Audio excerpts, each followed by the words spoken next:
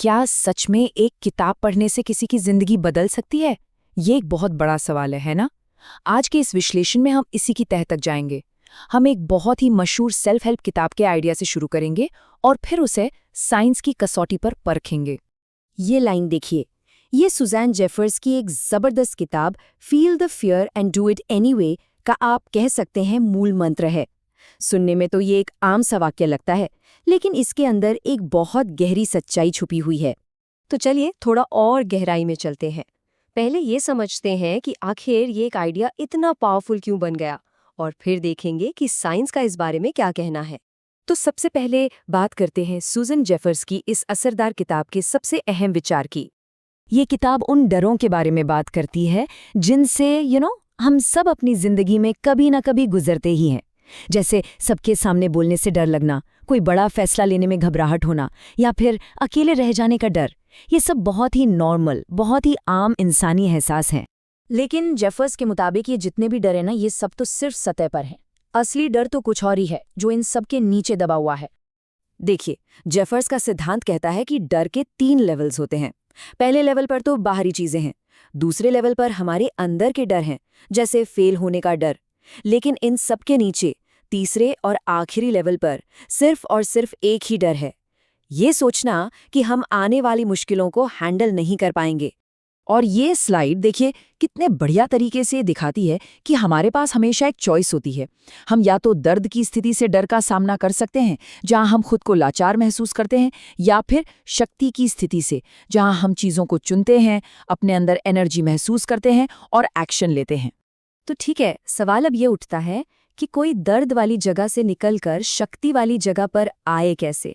इसके लिए किताब में कुछ प्रैक्टिकल तरीके बताए गए हैं, जैसे कि ये नो लूज मॉडल, मतलब कोई हार नहीं। इसका सीधा साधा आइडिया ये है कि कोई भी फैसला कभी गलत नहीं होता, हर फैसले से कुछ न कुछ सीखने को ही मिलता है। इसीलिए फैसले लेने से डरने की कोई जरूरत नहीं है। किताब का एक और जबरदस्त टूल है अफर्मेशंस, या कह लीजिए सकारात्मक बातें। ये अपने आप से बार बार अच्छी और पॉजिटिव बातें कहना है, ताकि हमारी जो नेगेटिव सोच है ना, वो बदल सके। जैसे, जो भी होगा मैं संभाल लूंगा। यहाँ तक तो सब बढ़िया है। ये सारे आइडियाज सुनने में बहुत अच्छे लगते हैं, मोटिवेशन भी आता है। लेकिन अब हम अपने इस विश्लेषण के सबसे जरूरी सवाल पर आते हैं। क्या इसका कोई ठोस साइंटिफिक सबूत भी है? क्या वाकई सिर्फ एक किताब पढ़ लेने से मेंटल हेल्थ बेहतर हो सकती है? साइंस की दुनिया में इस आइडिया के लिए खास नाम है, बिब्लियोथेरेपी। ये एक तरह की थेरेपी है जिसमें मेंटल हेल्थ से जुड़ी परेशानियों से निपटने में मदद के लिए लोगों को किताबें पढ़ने की सलाह दी जाती है। तो चलिए अब जरा देखते हैं कि साइंस क्या कहता है इस बारे में। और इसके लिए हम एक बिल्कुल हाल की साइंटिफिक स्टडी पर नजर डालेंगे। ये 2024 में की गई एक बहुत जरूरी स्टडी है। इसमें डिप्रेशन और एंजाइटी से जूझ रहे 110 मरीजों को लिया गया और उन्हें अलग अलग ग्रुप्स में बांटा गया। मकसद ये देखना था कि किताबें उन पर कैसा असर डालती हैं। अब इस स्टडी का डिज़ाइन बड़ा दिलचस्प था। 4 ग्रुप्स को कॉग्निटिव बिहेवियरल थेरेपी यानी CBT पर आधारित अलग अलग सेल्फ हेल्प किताबें दी गईं।